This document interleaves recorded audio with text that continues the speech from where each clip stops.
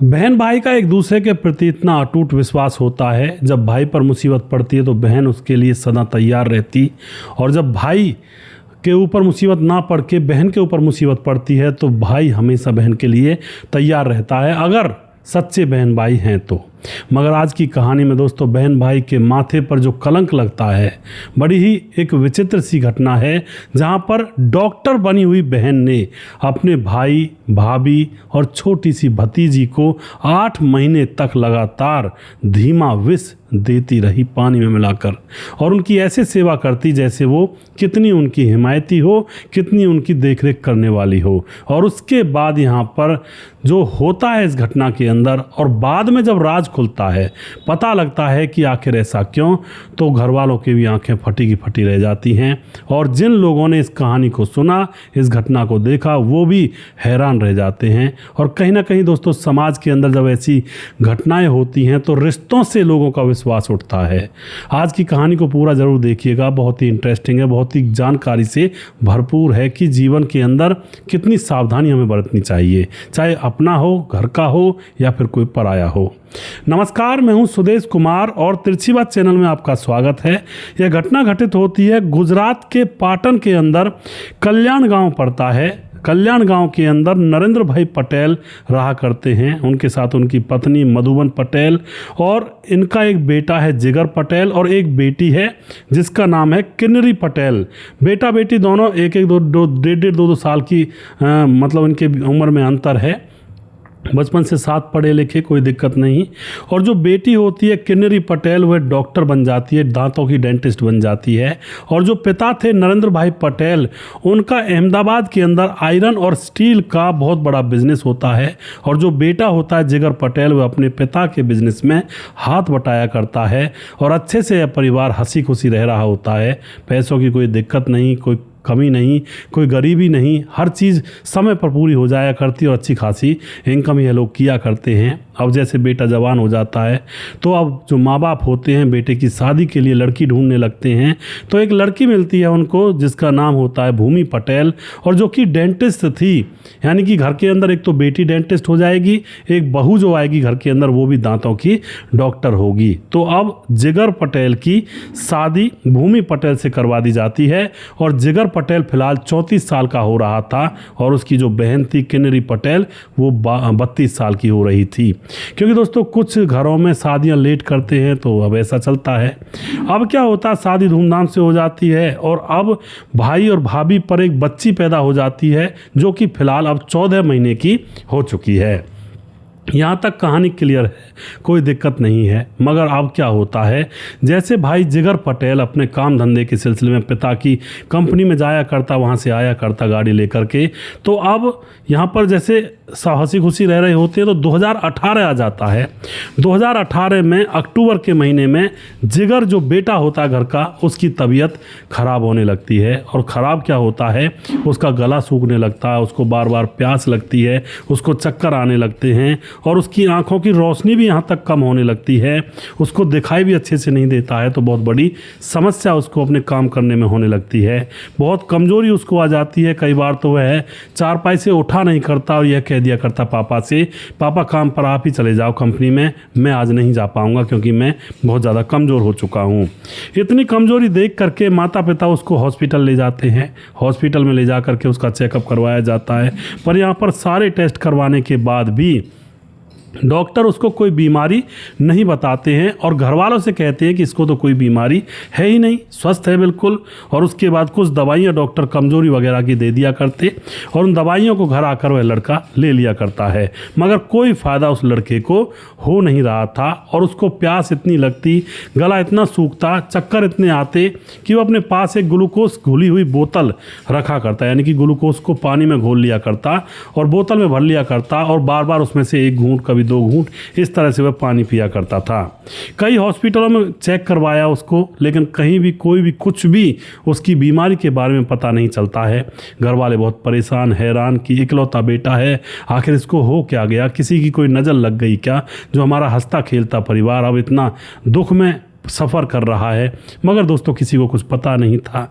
अब क्या होता है, धीरे धीरे 7 महीने इसी तरह से गुजर जाते हैं और तारीख आती है 4 मई 2019 की। 4 मई 2019 को ये लड़का अब तक इतना कमज़ोर हो चुका था। इसके जो माँ बाप होते हैं, पिता नरेंद्र भाई पटेल, माँ मधुवन पटेल, यह सोचते हैं कि कहीं कोई ऐसा तो नहीं है किसी कुल देवी का श्राप लग रहा हो, और हम गांव से आए हुए हमें काफ़ी दिन गुजर चुके हैं। और उसके बाद नरेंद्र भाई पटेल और उसकी पत्नी मधुवन पटेल वो सोचते हैं कि चलो गांव चलते हैं। और उनका बड़ा भाई था नरेंद्र भाई पटेल का, थोड़ी दूरी पर रहा करता था, उसके घर पर जाते हैं अपने बेटे को लेकर, अपनी बेटी को लेकर। और ख़ुद माँ बाप अब वहाँ जाकर यही प्लान बना रहे थे कि गांव चलेंगे भाई और जाकर के कुल देवी की पूजा करेंगे, क्योंकि हमारा बेटा इतना बीमार है, हम बस ये लगा लो हमसे रहा नहीं जा रहा है, आखिर क्या हो गया है इसको। और उसके बाद वह कुल देवी पर जाने की पूरी तैयारी वहाँ कर रहे होते हैं। नरेंद्र भाई अपने बड़े भाई के वहाँ पर सारे परिवार को ले गया था, मगर दोस्तों अचानक वह लोग किसी काम में लगे हुए थे या फिर कहीं बाजार गए थे कुछ पूजा की सामग्री लेने के लिए। इतने में ही घर पर अकेले रह गए थे एक भाई और बहन, भाई जिगर पटेल जो बीमार था और उसकी बहन किन्नरी पटेल जो डॉक्टर थी, डेंटिस्ट। अब एकदम से जो भाई होता है जिगर पटेल, उसकी तबीयत खराब होने लगती है, तेज़ तेज़ सांसें आने लगती हैं, हाँफने लगता है, चक्कर आने लगते हैं और एकदम से वह अब हॉस्पिटल की तरफ भागने लगता है, क्योंकि घर पर और तो कोई है नहीं, बहन है, और हॉस्पिटल जाने के लिए गाड़ी में बैठने लगता है। लेकिन इतने में ही जो बहन होती है किन्नरी पटेल, वह कैप्सूल ला कर देती है कि भाई ये खा लो, तब तक मम्मी पापा आ जाएंगे। लेकिन जो भाई होता पहले तो उन कैप्सूल को खाता नहीं है, मगर बहन जब जिद करती है कि भैया तबीयत सही हो जाएगी, थोड़ा सा इन कैप्सूल को खा लो, और उसके बाद वो कैप्सूल वगैरह जो भी था वो अब भाई को किन्नरी पटेल खिला देती है पानी के साथ। उसके बाद भाई अब तबीयत अभी भी नहीं सुधरती है और ज़्यादा ख़राब होती चली जाती है। तो जो भाई जिगर पटेल होता है अपनी गाड़ी को ले जा करके डॉक्टर के पास जाना चाहता, लेकिन गाड़ी की चाबी गायब थी। गाड़ी की चाबी को इधर उधर ढूंढा जाता, लेकिन कहीं भी गाड़ी की चाबी थी ही नहीं। मगर इतने में ही इस जिगर पटेल के माँ बाप वहाँ पर आ जाते हैं और फिर दूसरी गाड़ी ले करके उसको हॉस्पिटल ले जाया जाता है। हॉस्पिटल में जाने के बाद डॉक्टर खूब उसको ICU रूम में रखते हैं, लेकिन वहाँ पर ट्रीटमेंट करने के बावजूद भी उसकी जान चली जाती है। अब बेटे की जान चली गई थी, जवान बेटा था 34 साल का। अब यहाँ पर दोस्तों घर वालों के अंतर मन में जो दुख था उसको सोच सोच करके वह बहुत ज़ोर ज़ोर से रोने लगते हैं कि अब इकलौता बेटा था, अब क्या करेंगे। और उसके बाद दोस्तों जैसे ही इस लड़के की मौत हो जाती है तो डॉक्टर कहते हैं कि इसका पोस्टमार्टम करवा लीजिए। लेकिन जो घर वाले होते हैं वह कहते हैं कि हमारी किसी से कोई दुश्मनी नहीं, नेचुरल मौत है, क्योंकि कई महीनों से परेशान था हमारा बेटा, तो हम अपने बेटे के शरीर को इधर उधर फड़वाएंगे नहीं, हमारे बेटे की लाश को हमें सौंप दीजिए। कई बार दोस्तों कुछ परिवारों में पोस्टमार्टम रिपोर्ट मतलब पोस्टमार्टम करवाने को थोड़ा गलत समझते हैं कि बच्चे की वैसी मौत हो गई है, ऊपर से छेनी हथौड़े शरीर पर चलेंगे कैसा लगेगा। तो ऐसे बहुत सारे लोग इस बात का विरोध करते हैं और अब वह अपने बेटे की लाश को ले जा करके उसका अंतिम संस्कार कर देते हैं। बहुत बुरी इस परिवार के ऊपर गुजर रही थी। अब बेटे की मौत के बाद जो पत्नी होती है भूमि पटेल, उसका रो रो करके बहुत बुरा हाल हो जाता है। माँ का, पिता का, सभी लोग बहुत ज़्यादा गम में थे।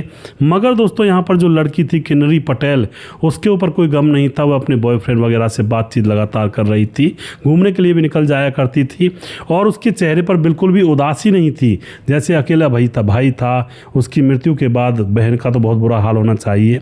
अब क्या होता है दोस्तों, 25 दिन गुजरते हैं। 25 दिन गुजरने के बाद जो भाभी थी यानी कि जिगर पटेल जो मृत था, भाई मर गया था, उसकी पत्नी भूमि पटेल, उसकी भी हालत ख़राब हो जाती है। उसका भी गला सूखने लगता है, उसको भी उल्टियाँ आने लगती हैं, उसकी भी तबीयत ख़राब होती है। तो घर वाले उसको लेकर के हॉस्पिटल पहुँचते हैं। उसको जैसे ही हॉस्पिटल ले जाते हैं तो वहाँ पर अब भूमि की तबीयत और ज़्यादा ख़राब होती चली जाती है, लेकिन डॉक्टर उसका ट्रीटमेंट करने लगते हैं। इधर घर से फ़ोन जाता है माँ बाप के पास। जो लड़की थी घर पर किन्नरी पटेल, वह कहती है कि जो भाई की बेटी है दोस्तों जिगर और उसकी पत्नी भूमि पटेल, इनकी एक बच्ची हो गई थी 14 महीने की, उसका नाम था माही। अब जो लड़की होती है, जो किन्नरी पटेल होती है, वह कहती है कि भतीजी की भी हालत बहुत ज़्यादा ख़राब है पापा, और वो भी इसी तरह से उसको भी दौरे आ रहे हैं, क्योंकि यहाँ पर जिगर पटेल को भी दौरे आए थे और उसकी पत्नी भूमि पटेल को भी दौरे आए थे, और अब इन दोनों की बेटी जिसका नाम माही है, 14 महीने की है, उसको भी दौरे आ रहे होते हैं। माँ बाप वापस आते हैं, उसको डॉक्टर के पास ले जाते भी हैं, लेकिन रास्ते में ही उस लड़की की, बच्ची की मौत हो जाती है। उसकी मौत होती है तो डॉक्टर उसके लिए पोस्टमार्टम के लिए कहते हैं, लेकिन उसका पोस्टमार्टम के लिए भी माँ बाप मना कर देते हैं कि बच्ची का क्या पोस्टमार्टम करवाएंगे। और उसके बाद बच्चे को, आपको पता दोस्तों, उसको हिंदू धर्म में दफन किया जाता है और उसको दफन कर दिया जाता है। अब तो यहाँ पर घर के अंदर 2 मौतें हो चुकी थी और जो बहू थी घर की, उसकी तबीयत बहुत ज़्यादा ख़राब थी। अब क्या होता है दोस्तों, यहाँ पर जो भूमि थी वह बच जाती है, और जो ससुर होता है नरेंद्र भाई पटेल, उसको लगता है कि जो बहू है इसको गहरा सदमा लगा है, पति और बेटी की मौत हो गई है। तो अपनी बहू से कहते हैं, भूमि पटेल से, कि बेटी तू मायके जाकर रहे, थोड़ा सा वहाँ पर शांति मिलेगी, क्योंकि हमें पता तुम्हें पति की याद आ रही होगी, हमारे बेटे जिगर की। तो उसको मायके भेज दिया जाता है। अब यहाँ पर सब लोग परेशान थे, हैरान थे, और लेकिन दोस्तों जो पिता होता है उसने इस वाक्य के मतलब अंदर अंदर एक ऐसी बात महसूस की थी, वह उसको अंदर से कचोट रही थी बार बार। उसने देखा था कि जब उसकी पोती बीमार थी, यानी कि जब उसको हॉस्पिटल ले जाया जा रहा था, गाड़ी में डाला मतलब बैठाया जा रहा था, तो जो उनकी बेटी थी किन्नरी पटेल, वो मुस्कुरा रही थी। अब चुप मुस्कुरा रही थी, किसी और ने तो इस बात पर गौर किया नहीं था, लेकिन पिता ने गौर किया था। और उसके बाद जो पिता होता है बार बार यही सोचता है कि देखो सबको दुख है, परिवार में जो हुआ, यहाँ तक कि अड़ोसी पड़ोसियों को भी दुख है, लेकिन हमारी खुद की बेटी किन्नरी पटेल अभी भी बॉयफ्रेंड से बात कर रही है, मिलने के लिए इधर उधर जाती है, उसके ऊपर कोई परेशानी का तो कोई सिस्टम दिखता ही नहीं है चेहरे पर।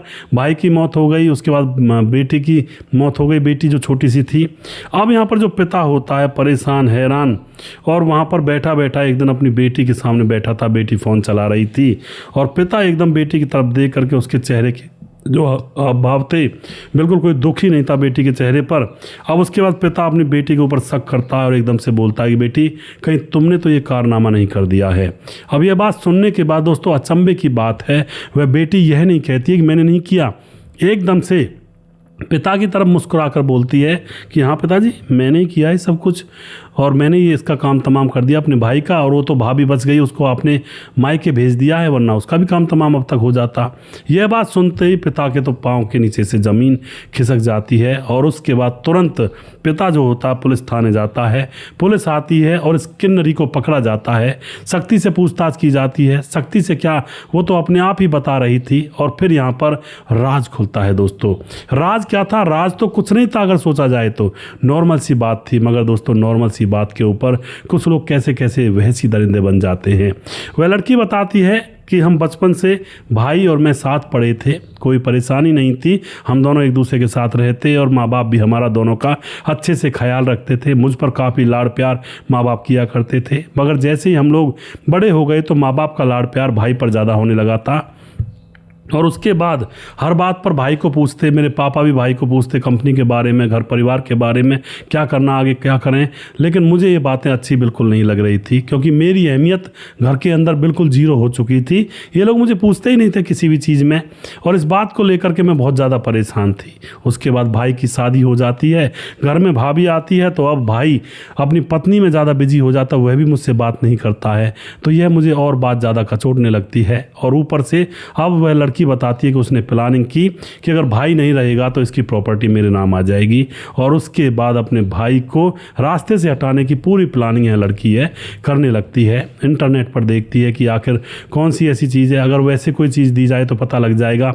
लेकिन उसको एक पौधे के बारे में पता लगता है कि उसके बीज को पीस करके पानी में मिला कर दिया जाए तो ना उसके अंदर स्वाद होता है, ना कोई गंध होती है, किसी को पता भी नहीं चलेगा, और उस आदमी की मृत्यु तड़प तड़प कर धीरे धीरे कई बार उसको लेने के बाद धीरे धीरे उसकी मौत होगी, मतलब साल भर के अंदर, 8-9 महीने के अंदर या 1.5 साल के अंदर।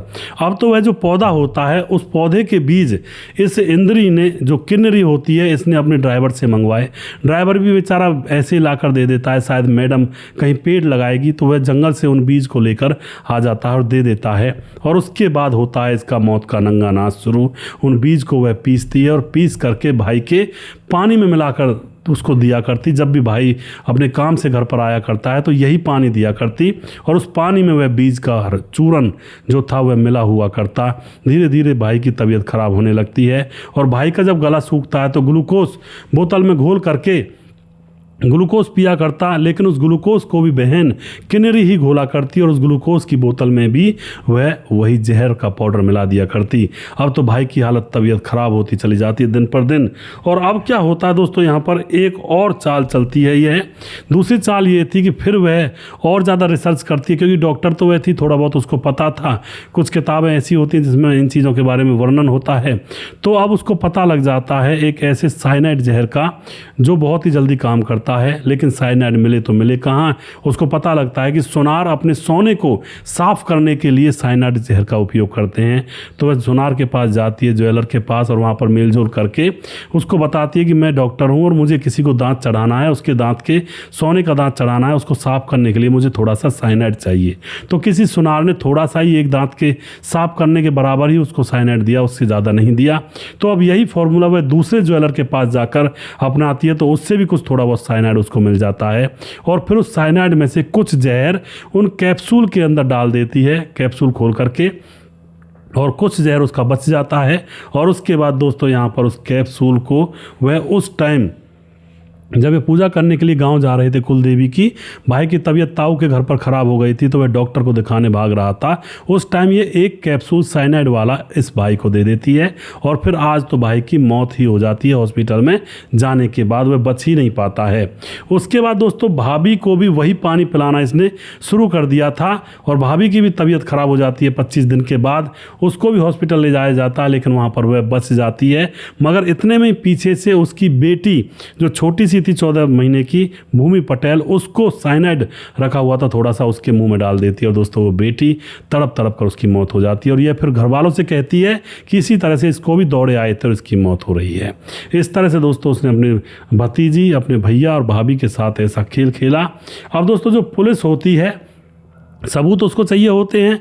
तो बच्ची की लाश जलाई नहीं गई थी, उसको दफनाया गया था, तो बच्ची की लाश को खोदा जाता है, उसका पोस्टमार्टम करवाया जाता है, तो वहाँ पर शरीर में जहर मिलता है, वही जहर। तो बात यहाँ पर पक्की हो जाती है, और उसके बाद घर में से वह जहरीले बीज पुलिस प्राप्त करती है, और यहाँ पर साइनाइड का जहर भी लिया जाता है, और वो लैपटॉप भी अपनी हिरासत में लिया जाता है पुलिस के द्वारा, जिस लैपटॉप पर गूगल करके वह लड़की उस जहर के बारे में ढूंढ रही होती है। और उसके बाद उसको कोर्ट में पेश किया जाता है। जो लोअर अदालत होती है वह तो उसको उम्र कैद की सज़ा सुना देती है, मगर ऊपरी अदालत जो होती है 3 अप्रैल को उसको जमानत दे देती है। और उसके बाद दोस्तों आपको पता है जब जमानत मिल जाती है तो देश छोड़कर नहीं जा सकते। अब यह देश छोड़कर जाना चाहती है, मगर इनका जो पासपोर्ट वगैरह होता है उसको जमा करने के लिए यहाँ पर कहा गया था वकील को। तो अपने वकील से जाकर कहती है, जो महिला वकील होती है एडवोकेट, कि आप एक नकली एफिडेविट तैयार करो कि इसके पास पासपोर्ट है ही नहीं। लेकिन जो वकील थी वह अपना काम वैसे तो कर रही थी, लेकिन यहाँ पर फरेबबाजी नहीं करना चाहती है, तो इससे बिल्कुल मना कर देती है। तो उसके बाद ये महिला वकील को धमकी देती है कि अगर तुमने एफिडेविट नहीं बनाया तो तुम्हारी बेटी की भी वही हालत कर दूंगी जो मैंने अपने घर में किया है। अब तो वकील थोड़ा डर जाती है, वह FIR करती है इसके खिलाफ, और फिर इसके खिलाफ थोड़ी बहुत और कानूनी कार्रवाई की जाती है, इसको थोड़ा डांटा जाता है। लेकिन दोस्तों यहाँ पर क्या होता है, अभी भी वह फिलहाल जमानत पर बाहर घूम रही है, कोई दिक्कत ही नहीं है। पूरे परिवार का सत्यानाश करने के बाद भी अभी भी वो बाहर है। तो इस तरह का माहौल कई बार देखने को मिलता है।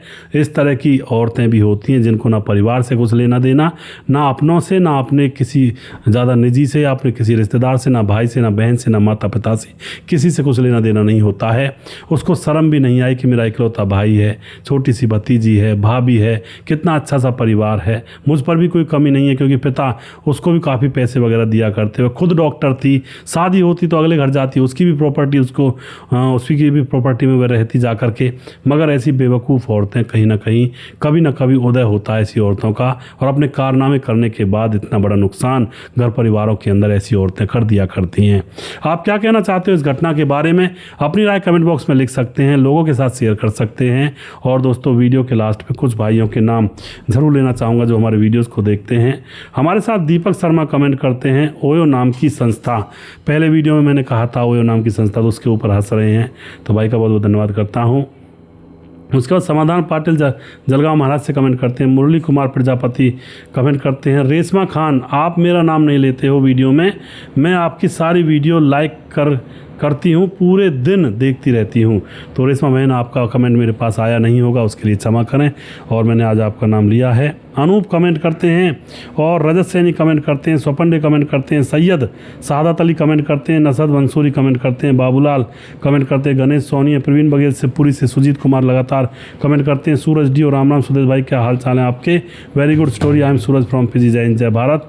भरत तिवारी कमेंट करते हैं, राम शब्द कमेंट करते हैं, प्रवीण बघेल से पूरी से, स्वपंडे कमेंट करते हैं, बबलू यादव कमेंट करते हैं, कपिल देव प्रजापति कमेंट करते हैं, धीरज बरनवाल लगातार कमेंट करते हैं और हमारे वीडियोज़ पर बने रहते हैं। मनोज श्रीवास्तव जी लगातार कमेंट करते हैं, और उसके बाद हमारे साथ कमेंट करते हैं, मोनू जैन कमेंट करते हैं, और मुकेश कुमार यूपी 83 से कमेंट करते हैं, लगातार हमारे साथ बने रहते हैं। भाई का बहुत बहुत धन्यवाद करता हूँ। समाधान पाटिल, राम गोसाई हमारे लगातार कमेंट करते हैं। उसके बाद खेमराज भाटी गुज्जर चिट्टी नगर यूपी, जो यूपी 16 से लगातार कमेंट करते हैं। ताजी लोमन हमारी बहन लगातार हमारे वीडियोज़ पर कमेंट करती है, बहुत बहुत धन्यवाद करता हूँ बहन का। उसके बाद हमारे साथ वनराज नामदेव कोहली लगातार कमेंट करते हैं, और राम मोहम्मद यासीन लाहौर पाकिस्तान से, राधेश्याम शर्मा श्री जयपुर राजस्थान से कमेंट करते हैं, राजकिशोर चौरसिया महाबलेश्वर महाराज से कमेंट करते हैं, और उसके बाद छगनदास खरडावन राजस्थान से कमेंट करते हैं, और दुर्योधन भाई लगातार कमेंट करते हैं, सुशील चौधरी हमारे भाई लगातार कमेंट करते हैं। और अभी भी जिस भाई का नाम रह गया हो, उस भाई का नाम अगले वीडियो में ज़रूर लूँगा, अगला वीडियो बहुत जल्दी फिर से लेकर आऊँगा। तब तक आप खुश रहें, सावधान रहें। जय हिंद जय भारत।